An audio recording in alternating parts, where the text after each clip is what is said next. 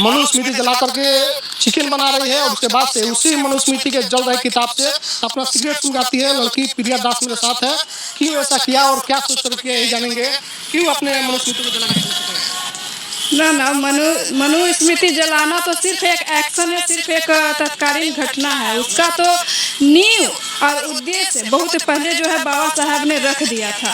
और इसको जलाने का मकसद ये नहीं है कि पार्टिकुलर किसी व्यक्ति के प्रति नहीं, ये एक घटिया पाखंडवाद और ढोंग के विचारों पर वार करना है। बस इतना सा मेरा मकसद है। तो आपने मैसेज दिया कि ये किताब सही नहीं, बिल्कुल सही नहीं है।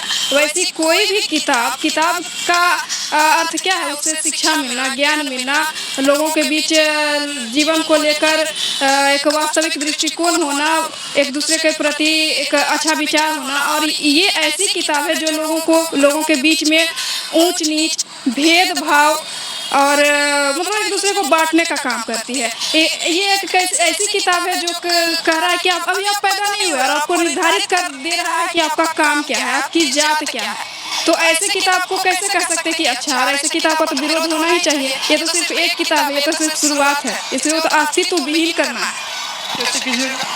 बिल्कुल करेंगे। जब शुरुआत किए हैं, इसका नींव पड़ गया है, तो आज नहीं तो देर होगा, समय लगेगा, लेकिन अस्तित्व विहीन तो करना ही है। लोग जाग रहे हैं, लोग मूल जो शिक्षा क्या होता है उस चीज को समझ रहे हैं और इस चीज को और अच्छे से समझाना है। यही हमारा मतलब प्रयास है। इस लड़ाई में कई पुरुष उतर गए हैं।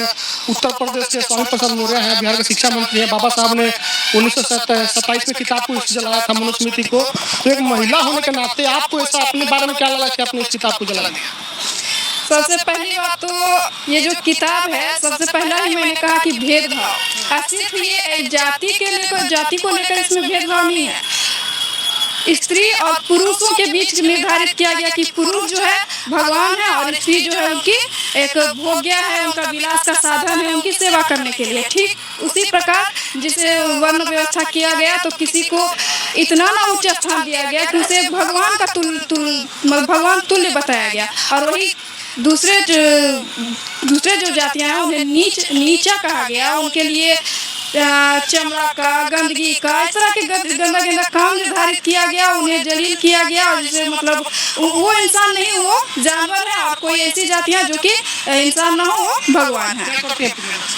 हम टीचर ट्रेनिंग भी कर रहे हैं और पॉलिटिकली एक्टिव भी थोड़ा बहुत रहते हैं। हमारा दलित एक्टिविस्ट है। बिल्कुल।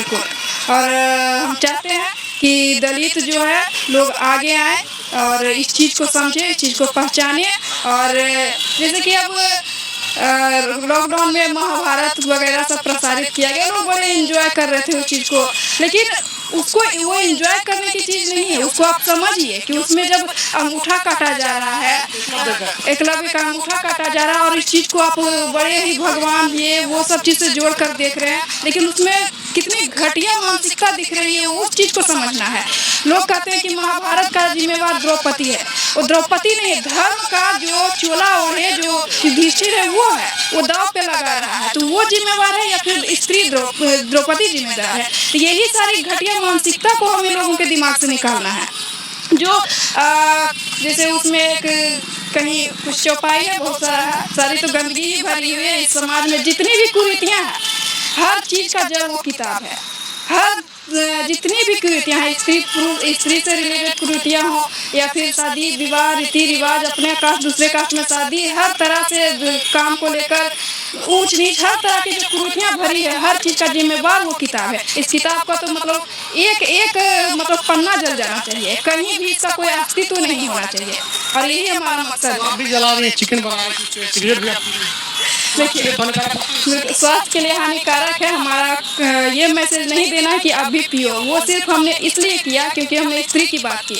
उसमें स्त्रियों का भी के लिए निर्धारित किया गया है कि आप ये काम कर सकते हो, आप ये नहीं कर सकते हो, आप ये पहन सकते हो, आप ऐसे रह सकते हो, आप हंस सकते हो, आप ऐसे चल सकते हो, बहुत तरह की चीज़ें।